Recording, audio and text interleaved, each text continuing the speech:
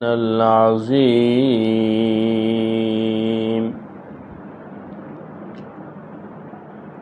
লালবাগ ইসলামবাগ ক্লাবঘাট বাইতুল মামুন জামে মসজিদের সম্মানিত খতিব সাহেব এর বাসায় এলাকার মা বোনদের ইসলাহি আলোচনা মজলিসে উপস্থিত হযরত উলামায়ে কেরাম, পর্দার আড়ালে আমার মা ও বোনেরা, আল্লাহ রাব্বুল আলামিনের দরবারে অসংখ্য শুকরিয়া যে আল্লাহ রাব্বুল আলামিন মেহেরবানি করে দয়া করে আমাদেরকে কোরআন হাদিসের ইলম, কোরআন হাদিসের আলোচনা, কোরআন হাদিসের নূর হাসিল করার জন্যে এখানে আসার বসার তৌফিক দান করেছেন। আলহামদুলিল্লাহ। আমি আপনাদের সামনে আজকে এখন পবিত্র কোরআনে কারীমের সূরাতুত তাহা এর ৭৪ নম্বর আয়াত তেলাওয়াত করেছি। এই আয়াতকে সামনে রেখে কিছু কথা বলবো। আমার মা ও বোনেরা, আমরা এই দুনিয়ার জীবনে যে যেখানে থাকি না কেন, কেউ শহরে, কেউ গ্রামে, কেউ বিল্ডিংয়ে, কেউ কাঁচা ইটের ঘরে, কেউ টিনের ঘরে, কেউ খেরের ঘরে, কেউ এই দেশে, কেউ সেই দেশে, কেউ নিচতলায়, কেউ দোতলায়, কেউ তিনতলায়, যে যেখানেই থাকি না কেন, একটা সময় আল্লাহ পাকের আদালতে আমাদের সবাইকেই যাওয়া লাগবে। যে গ্রামে থাকে তাকেও আল্লাহ পাকের আদালতে দাঁড়াইতে হবে, যাইতে হবে। যে শহরে থাকে তাকেও ওই আদালতে যাওয়া লাগবে। যে পথের ফকির, গরিব, কিছুই নাই, তাকে যেভাবে যাওয়া লাগবে, যে রাজ দরবারে কোটি কোটি বিলিয়ন টাকা ডলারের মালিক, তাকেও সেখানে হাজির হতে হবে, জবাবের কাঠগড়ায় দাঁড়াইতে হবে। এই আয়াতে আল্লাহ পাক বলেন, যাইবা তো সবাই, কেউ আল্লাহ পাকের দরবারে হাজির হবে নেককার হয়ে, নেক আমল নিয়ে, আর কেউ হাজির হবে আল্লাহ পাকের আদালতে অপরাধী হিসাবে, বদকার গুনাহগার হয়ে আল্লাহ পাকের দরবারে হাজির হবে। আল্লাহ বলেন, ইন্নাহু মাইয়াতি রব্বাহু মুজরিমান, যে কোনো ব্যক্তি আল্লাহ পাকের দরবারে হাজির হবে অপরাধী হয়ে, ফাইন্না লাহু জাহান্নাম, অপরাধীর ঠিকানা হবে জাহান্নাম, আগুন। লা ইয়ামুতু ফিহা ওয়ালা ইয়াহইয়া, আগুনে যখন নিক্ষেপ করা হবে অপরাধীকে, স্বাভাবিকভাবে আগুন তো পুড়ে শেষ হয়ে যায়। একটা কাগজের মধ্যে আগুন লাগাইলে কাগজটা শেষ হয়ে গেলে আগুনও নিভে যায়, কিন্তু জাহান্নামীকে যখন আগুনের মধ্যে নিক্ষেপ করা হবে, তখন সে পড়বে কিন্তু পুরে নিঃশেষ হবে না, আবার আবার পুরা হবে, আবার পুরা হবে, আবার পুরা হবে। ফলে লা ইয়ামুতু ফিহা, সেখানে মৌত নাই, ওয়ালা ইয়াহইয়া, এবং হায়াত নাই। বাস জ্বলতে থাকবে, জ্বলতে থাকবে, কষ্ট করতে থাকবে। যেই ব্যক্তি আল্লাহ পাকের দরবারে হাজির হবে খালি হাতে, নেক আমল ছাড়া, বদ আমল নিয়ে, গুনাহের বোঝা নিয়ে আল্লাহ পাকের দরবারে হাজির হবে, তার জন্য এই শাস্তির কথা কোরআনে আসছে। হাদিসে আসছে, নবী আলাইহিস সালাম বলেন, লা ইয়াহকিরান্না শাইআম মিনাল মারুফ, হে আমার উম্মত, তোমরা বেশি থেকে বেশি নেক আমল করার জন্য চেষ্টা করো। কখনোই কোনো আমলকে, নেক আমলকে ছোট মনে কইরো না, কোনো নেক আমলকে তাচ্ছিল্য কইরো না। কথার কথা, আমাদের এই মজলিসে যারা নিয়মিত হাজির হয় মা বোনরা, অনেকে বায়াতও আছে, তাদেরকে বলা হলো সকাল বিকাল 6 তসবির জিকির পড়ো, সুবহান আল্লাহ পড়ো। এটা একটা আমল, তসবি পড়া এটা একটা আমল। এখন কেউ যদি মনে করে সুবহানাল্লাহ এটা সাধারণ আমল, এই আমলে কি হবে? আজকাল এক শ্রেণীর মানুষ আছে, এগুলো বলে বেড়ায়, এই জিকির আজকার করলে কি হবে, অমুক না করলে, অমুক না করলে, অমুক না করলে। এভাবে সাধারণ কোনো আমলকে তাচ্ছিল্য করে। মাসিক সবগুজারি, মাসিক আমল, মাসিক বয়ান গেলে কি হবে, তাচ্ছিল্য করে। নবী আলাইহিস সালাম বলেন, লা ইয়াহকিরান্না শাইআম মিনাল মারুফ, কোনো নেক আমলকে তাচ্ছিল্যতার সাথে দেখো না। চাই সেটা মুস্তাহাব আমল হোক, চাই সেটা নফল আমল হোক, যে কোনো আমল হবে ওই আমলটাই করার জন্য চেষ্টা করবে।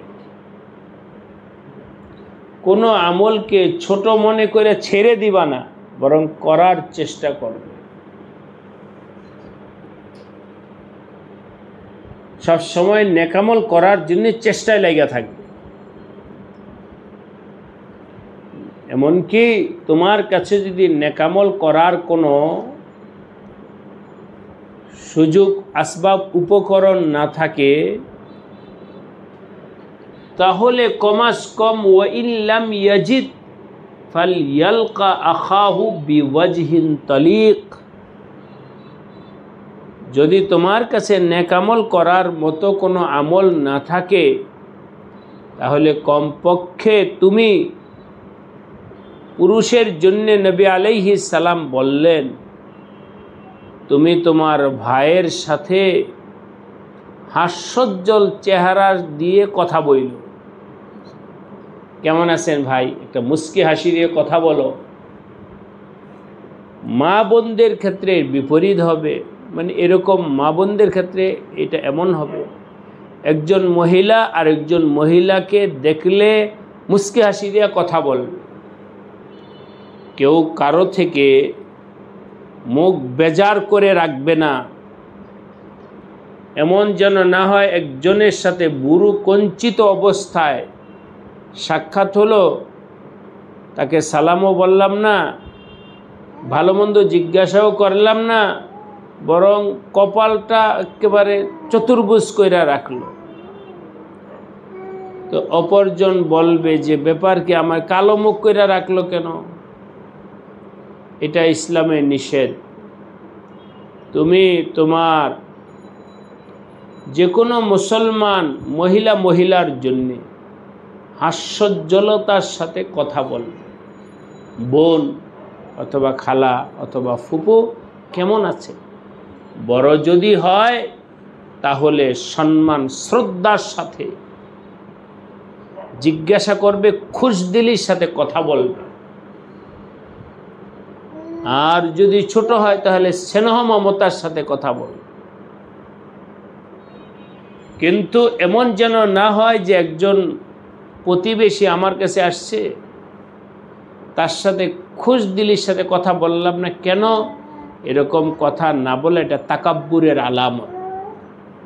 অর্থাৎ নিজেকে বড় মনে করতেছে, নিজেকে পয়সাওয়ালা মনে করতেছে, এই জন্যে অপরকে হেয় মনে কইরা কথা বলল না, অবজ্ঞা করে কথা বলল না।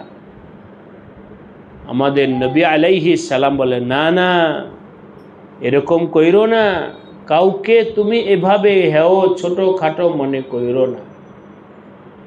আরে এটাও একটা বড় নেক আমল যে তুমি তোমার ভাইয়ের সাথে হাস্যোজ্জ্বল চেহারা নিয়ে কথা বলবে, তুমি তোমার বোনের সাথে হাস্যোজ্জ্বল চেহারার সাথে কথা বলবে।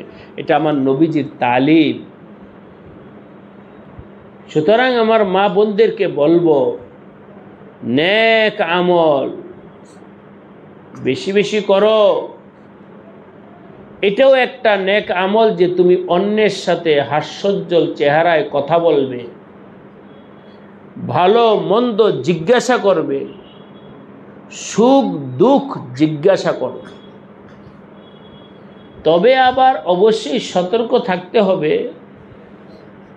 এই কথা বলতে গিয়ে যেন আবার গীবত না হয়। কথা বলবে, ভালো কথা বলবে, নেকের কথা বলবে, তো গীবত যেন না হয়, এটাও আবার খেয়াল রাখবে। নবী আলাইহিস সালামের সবক। সুতরাং এখানে মা বোনরা যারা আছেন সবাইকে বলবো এই আমলটা গ্রহণ করার জন্যে। যে কোনো মুসলমান, গরিব হোক ফকির হোক, আপনার কাছে আসবে, তার সাথে হাস্যোজ্জ্বল চেহারায় কথা বলবে। কখনোই অহংকার দাম্ভিকতা যেন চেহারাতে ফুটে না ওঠে। হাসি মুখে কথা বলা, এটা আমার নবীজির সুন্নত। এটা একটা আমল হলো। দ্বিতীয় আমল হলো, ওয়াইদা ইশতারাইতা লাহমান, যদি তুমি তোমার বাড়ির জন্য গোশত কিনো, আও তবাখতা কিদরান, অথবা কোনো ভালো খানার রান্না করো, তখন ফাআকসির মারাকাতাহু, গোশতের মধ্যে জল বাড়ায়া দাও। এই নিয়তে তরকারি বেশি করে রান্না করি, প্রতিবেশীদের ঘরে পাঠাবো, প্রতিবেশীদের ঘরে পাঠাবো, এই নিয়তে তরকারি বেশি করে রান্না করো, জল বাড়ায়া দাও। ওয়াগরিফ লিজারিকা মিনহু, জল বেশি কইরা তরকারি বেশি কইরা রান্না কইরা প্রতিবেশীর ঘরে সালন পাঠাও। তাহলে প্রতিবেশীর সাথে তোমার মুহাব্বতের সম্পর্ক হবে। আমার নবীজির শিক্ষা, নবী আলাইহিস সালামের ঘরে কখনো ভালো রান্না হলে, গোশত রান্না হলে নবীজি বলতেন, অমুকের অমুকের ঘরে তরকারি পাঠাও। এটা নবীজির সুন্নত, প্রতিবেশীদের ঘরে তরকারি পাঠানো। আজকে আমাদের ঘরে নতুন ফল আনছে, কথার কথা আম। এটা ইচ্ছা করলে খাটের নিচে রেখে লুকায় লুকায় খাইতে পারি। আরেকটা হলো যে না, নতুন ফল আসছে, আমিও খাই, প্রতিবেশীর ঘরেও একটা দুইটা পাঠাই। লিচু আনছে বাড়িতে, আমিও খাই, প্রতিবেশীর ঘরেও কিছু পাঠাই। আল্লাহ নিয়ামত দিছেন। এভাবে প্রতিবেশীর সাথে লেনদেন ভালো করা, এটা নবীজির সুন্নত। ফাকসিরুল মারাকাতাহু, তো তরকারি রান্না করার সময় ঝোল বেশি হলেও রান্না করো, যাতে করে প্রতিবেশীর ঘরে পাঠানো যায়। এগুলো ইসলামের ধর্মের বুনিয়াদি শিক্ষা। কখনো এটা ভাবতে নাই যে আরেকজনের ঘরে পাঠাইলে আমাদের শেষ হয়ে যাবে। শেষ হবে না, বরং এর মধ্যে বরকত হবে। বিশেষ করে মা বোনদেরকে বলবো, অনেক বিষয় আছে যেটা অন্যে শিখাইতে পারে না, মা মেয়েকে শিখাইতে পারে। সব বিষয় শিক্ষিকা অথবা শিক্ষক শিখাইতে পারেন। মা তার ছেলেকে শিখাইতে পারে, মা তার মেয়েকে শিখাইতে পারে। সহজ কথা, এগুলো অস্বীকার করা বাস্তবতা। যেটা একটা বাচ্চা যখন একটু একটু বড় হয়, ছোটকালে বাচ্চা পেশাব পায়খানা করে, তাকে পানি ব্যবহার করিয়া দিত মাই। এই বাচ্চারা যখন বড় হয় তখন তাকে কি শিক্ষক শিক্ষিকা শিখায় না মা শিখায়? মাই তো শিখায়। তো মা শিখানোর জিনিস। আর ইসলাম ধর্মে অনেক কিছু আছে যে মেয়েদেরকে মা শিখাবে আর ছেলেদেরকে বাবা শিখাবে। যে সমস্ত জিনিস মা বাবার সাথে সম্পর্কিত, ওগুলো মা বাবাই শিখাবে। তো মেয়েদেরকে মায়েরা শিখাবে। মেয়ে জাতীয় যতগুলো বিষয় আছে এগুলো সব শিখাবে মা। রান্না বান্না শিখাবে মা, মেয়েকে দিয়ে কাজ করাবে, ঘরের কাজ। এই তরকারিটা কইটা দাও। মায়েরা আছে অনেকে বেশি আদর করে মেয়েদের, না হাত কেটে ফেলবে। আরে হাত কাটবে, শিখাইয়া দাও, এইভাবে কাটো, হাত কাটবে না। তো মাই তো শিখাবে। নতুবা সে তার প্রয়োজনের সময়, সব সময় তো এই মেয়েটা মায়ের কাছে থাকবে তা না। স্বামীর ঘরে যাবে, হোক কাজের বুয়া থাকুক, তারপরেও তো কিছু কাজ নিজের করতেই হয়। তরকারিটা কাটা মা যেন শিখায়। খাওয়ার পরে প্লেটটা ধোও, এটা মা মেয়েকে শিখাবে। এভাবে চলতে চলতে আমি এখানে যে আলোচনাটা করতেছিলাম, নবীজি বললেন প্রতিবেশীর ঘরে সালন পাঠাও। এটা মা ওই ছোট বাচ্চাদেরকে দিয়া পাঠাবে, যাও এটা তোমার আংটির ঘরে দিয়ে আসো। এই দিয়া আসতে আসতে অবচেতনভাবে এই মেয়েটা অন্যকে দেওয়া শিখল। তখন এক সময় আপনি যখন দুনিয়াতে থাকবেন না, আর এই মেয়েটাই বড় হবে, তখন সে মনে করবে আমার মা তো তরকারি রান্না করে আমাদেরকে দিয়ে ছোটকালে প্রতিবেশীদের ঘরে পাঠাইতো, তো আমাকেও এরকম করতে হবে। ওই মা যে ছোটকালে শিখাইছে, ওই শিক্ষাটা তার পুরা জিন্দিগিতে কাজ করে। এই সমস্ত কাজকে নবী আলাইহিস সালাম লা ইয়াহতিরান্না শাইআম মিন মারুফিন, এই ধরনের নেক আমলগুলোকে তোমরা ছোট মনে কইরো না। এসব আমলগুলোও তোমরা গুরুত্ব সহকারে কইরো। এগুলো আমাদের নবীজির শিক্ষা। আমার মা বোনেরা যেন এগুলোর অনুশীলন করে, চর্চা করে, ঘরের ভিতরে নিজে আমল করবে, মেয়েদেরকে বাচ্চাদেরকে সে আমল শিখাবে। সব কিছু শিক্ষিকার উপরে ছেড়ে দেওয়া যাবে না। মুশকিল আছে, কেমন মুশকিল আছে? কথার কথা, মহিলা মাদ্রাসা আছে বিভিন্ন জায়গায়। তো মা তো এই যে বললাম প্লেট দেওয়া শিখানো, তরকারি কাটা দেওয়া শিখানো, রান্নাবান্না শিখানো, মা শিখাইতেছে। তাহলে কে শিখাবে? মা মনে করে মাদ্রাসার শিক্ষিকারা শিখাবে। তো শিক্ষিকারা যদি মেয়েকে কাজ দিয়ে, তখন আবার অভিযোগ আসবে যে আমরা মেয়ের পড়াতে দিছি, কাজ করতে দিছি। তাহলে মেয়েটা শিখবে কার থেকে? শিক্ষিকার কাছেও শিখলো না, মাও শিখাইল না। এই মেয়েটা অকর্মণ্য হবে।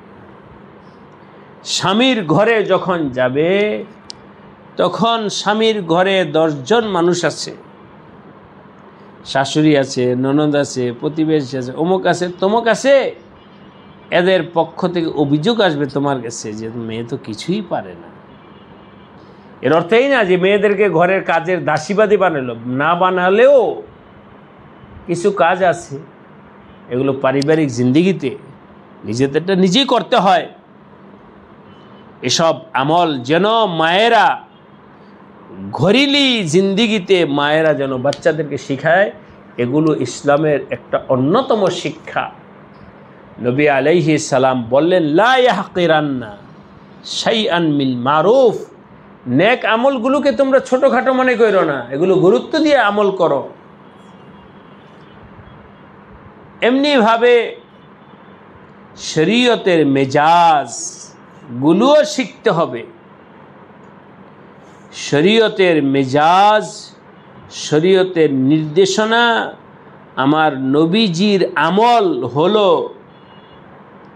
খানা খাইতে যখন বসবে তাওয়াজু বিনয়ের সাথে বসবে, দস্তরখান বিছায়া খানা খাবে, খানার পর আঙ্গুল চাইটা খাবে, প্লেট চাইটা খাবে।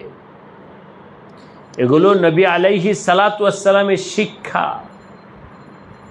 আজকে আধুনিক জমানায়, আমাদের আধুনিক জমানায় হালাত আসছে, বাচ্চাদেরকে ওই প্লেট চাইটা খাওয়ানো শিখানো হয় না, ওই অর্ধেক খায় অর্ধেক ফেলে দেয়। যেই ভাতটা পড়ছে মা যেন বলে এটা উঠায় খাও, আল্লাহর নিয়ামত, উঠায় খাও। ডাস্টবিনে ফেলে দেয়, বালতির মধ্যে, ময়লার বালতির মধ্যে ফেলে দেয়। না না, উঠায় খাও, আঙ্গুল চেটে খাও, প্লেট পরিষ্কার করে খাও। এগুলো শিখাবে মা, এগুলো ঘর শিখাবে। নবী আলাইহিস সালাম খানা খাইতেন এই সিফাতগুলোর সাথে খানা খাইতেন। উম্মত এগুলো চর্চা করবে, দস্তরখান বিছায়া খানা খাবে। এভাবে ঘরের ভিতরে সুন্নত জিন্দা করবে। আলিয়াযু বিল্লাহ, কেউ যেন ঘরের ভিতরে, আজকে আমাদের ঘরগুলো তো ইহুদি খ্রিস্টানদের ঘরের নমুনা হয়েছে। ঘরের আলমারির মধ্যে পুতুল, কুকুর, ছবি, শুধু ছবি না, আস্তা কুকুর পাওয়া যায়, ওগুলো ঘরের মধ্যে সুন্দর করে আলমারির মধ্যে রেখে দেয় না, কিসের মধ্যে যিনি রেখে, শোকেসের ভিতরে রেখে দেয়। কুকুরের ছবি, আস্ত কুকুর কিনতে পাওয়া যায়, বেরুহ মিশিং বানানো, ওইসব কিনা ঘরের মধ্যে রেখে দেয়। এভাবে হাজারো আসবাবে মাসিয়ত, গুনাহের অনেক আসবাব উপকরণ আমাদের ঘরে ঢুকে রয়েছে। চলতে চলতে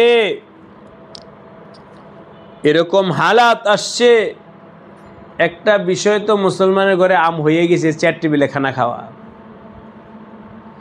এমন ইমান আমলওয়ালা মানুষ কম আছে যার ঘরে 4 টেবিল নাই, অথচ সে ইমানওয়ালা, আমলওয়ালা, 4 টেবিলে বসে খানা খায়। অথচ আমাদের নবী আলাইহিস সালাম মা আকালা আলা খেওয়ানিন, নবী আলাইহিস সালাম কখনো 4 টেবিলে বসে খানা খান নাই, বরং নিচে বসে অত্যন্ত তাওয়াজু বিনয়ের সাথে নবী আলাইহিস সালাম খানা খাইতেন। সুতরাং ওই বাচ্চাদেরকে ছোট থেকে শিখানো, 4 টেবিলে বসে খায় না, সুন্নত মোতাবেক নিচে বসে খানা খাও, এটাই যেন অভ্যাস হয়। এগুলোকে আমাদের ঘরের ভিতরে মজবুতির সাথে ধারণ করতে হবে, যাতে করে আমি যে বললাম আমাদের ঘরগুলো যেন নবী আলাইহিস সালামের সুন্নতের রঙে রঙ্গিত হয়ে যায়। ঘরটা যেন মুসলমানের ঘর থাকে, ঘর যেন ইহুদি খ্রিস্টান অমুসলিমদের ঘরের মতো না হয়ে যায়। সভ্যতার দিক থেকে, আমলের দিক থেকে, সব কিছুর দিক থেকে। আমি যদি জিজ্ঞাসা করি, হে আমার মা বোনেরা বলেন তো দেখি, ঘরটা সাজাবে কে, পুরুষ না মহিলা? স্বাভাবিকভাবে ঘর তো সাজাবে মহিলাই। তো এই ঘরকে সুন্নতের রঙে রঙ্গিত তো একজন মহিলা করবে। ইমানদার মহিলা তার ঘরকে সুন্নতের রঙে রঙ্গিত করবে।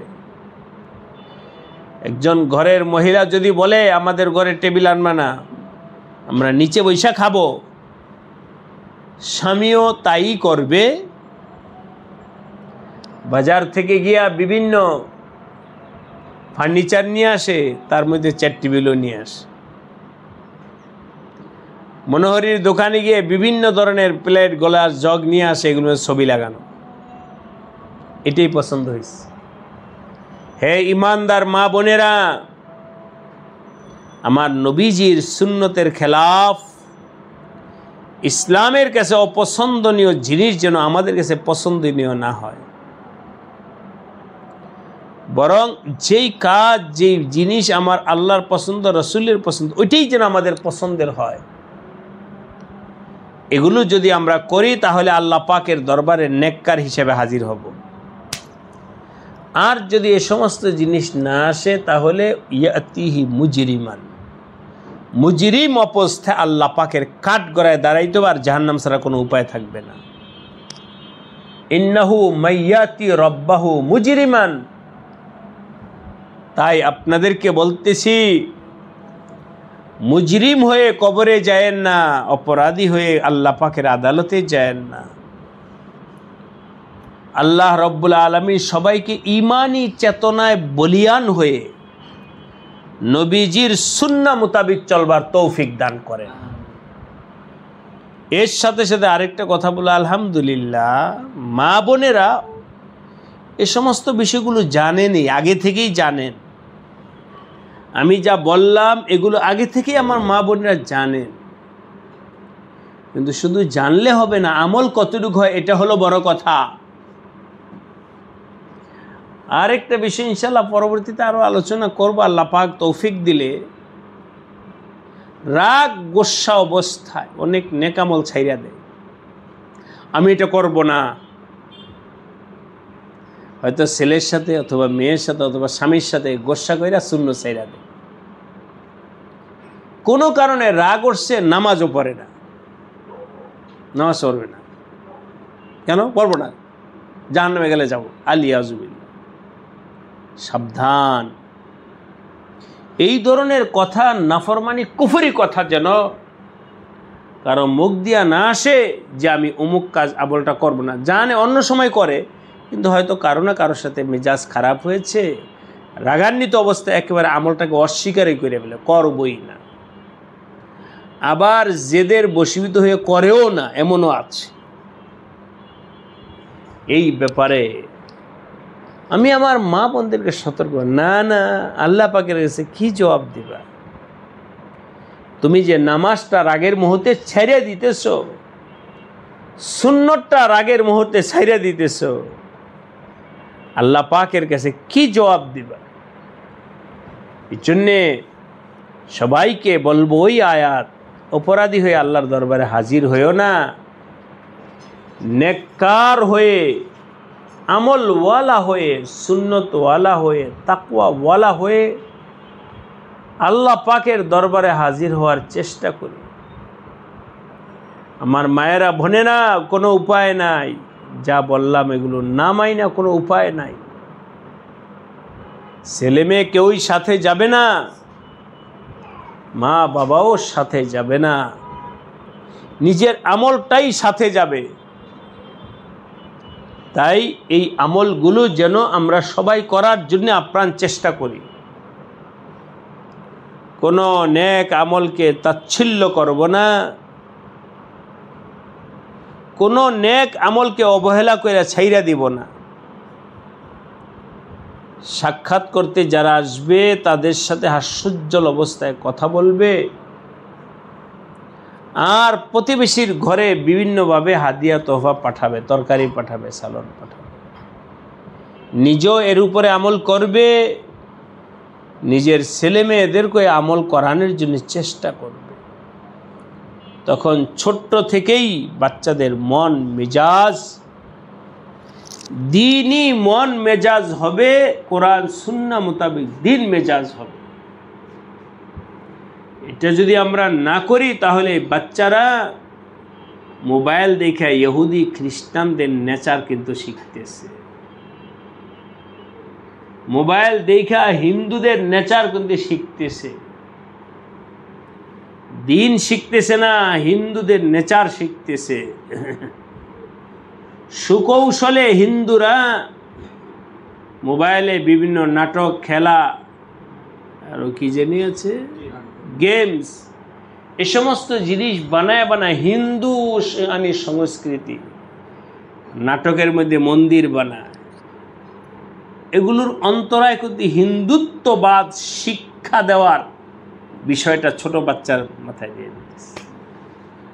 বাচ্চা দেখতেছে ওই হিন্দুয়ানি আমল দেখতেছে, বাচ্চা খ্রিস্টানদের আমল দেখতেছে। দেখতে দেখতে তার ভিতরে অবচেতনভাবে ওই আমলটা একটা ভালো আমল, এই রকম ধারণা কখনো বাচ্চাদের মধ্যে চলেই আসতে পারে। তাহলে ছোট বাচ্চাকে আমরা সুন্নত শিখাই না, দিন শিখাই না। বাচ্চা তো মোবাইল দেখেই, ওই মোবাইল দেখে সে বদদিনই শিখতেছে। তাই যেটা বললাম অবশ্যই গুরুত্ব সহকারে এইসব কথার উপরে যত্নবান হওয়া উচিত। তখন আমার সন্তানরা ভবিষ্যতে নেককার হবে, আমলওয়ালা হবে, তাকওয়াওয়ালা হবে। আল্লাহ পাক প্রত্যেকটা মাকে এই কথাগুলো মাইনা চলার তৌফিক দান করেন এবং মেয়েদেরকে, এই বিশেষ করে মেয়েদেরকে এই আমলগুলো শিখানোর জন্য চেষ্টা করবে। তাহলে আপনার ঘর বরকতওয়ালা হবে, আমলওয়ালা হবে। আল্লাহ পাক সবাইকে কবুল করে নেন, আজকের মজলিসকে কবুল করে নেন।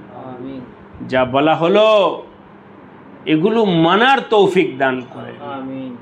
বিশেষ করে আমি আমার মা বোনদেরকে অনুরোধ করে বলো, ঘরটাকে ঈমানওয়ালার ঘর বানান। ঘরের ভেতরে যেন কোনো ছবি না থাকে, ঘরের ভেতরে যেন খাওয়ার টেবিল না থাকে, আলমারির ভিতরে যেন মূর্তি, পুতুল, এ সমস্ত জিনিস না থাকে। বাচ্চাদেরকে বুঝাবে যে না না, মূর্তি কিনছো কেন, সাপ কিনছো কেন, অমুক প্রাণী কিনছো কেন, বাঘ কিনছো কেন, এগুলো কিনবা না, কিনবা না, এগুলো কিনবে না। হ্যাঁ, বাচ্চাদের খেলার জিনিস, গাড়ি আছে, ফুল আছে, এই ধরনের খেলনা কিনা যায়, কিন্তু মূর্তি, ছবিওয়ালা কোনো জিনিস যেন বাচ্চাদের হাতে না ওঠে, আমাদের আলমারিতে না ওঠে। এসব বিষয়গুলো এহতেমাম, যত্ন সহকারে যেন আমল হয়। মা বোনদের বা আমাদের একটা জেনারেল ছোট বাচ্চা অসুবিধা কি, একটা পুতুল কিনে দিলাম, কেন কি মনে করে? ছোট বাচ্চা কিনে দিল কে? বাবা মা কি ছোট? তাহলে তো তুমি অপরাধী হইলেই। এরকম অনেক বিষয় আছে যেগুলো আমরা বলে দিই, ছোট বাচ্চা, বাচ্চার জন্য কোনো অপরাধ না, কিন্তু যে বাচ্চাকে কিনে দেয় তার জন্য তো কি অপরাধ। আল্লাহ পাক আমাদের সবাইকে বিচক্ষণতার সাথে এই কথাগুলোর উপর আমল করার তৌফিক দান করেন। দুরূদ শরীফ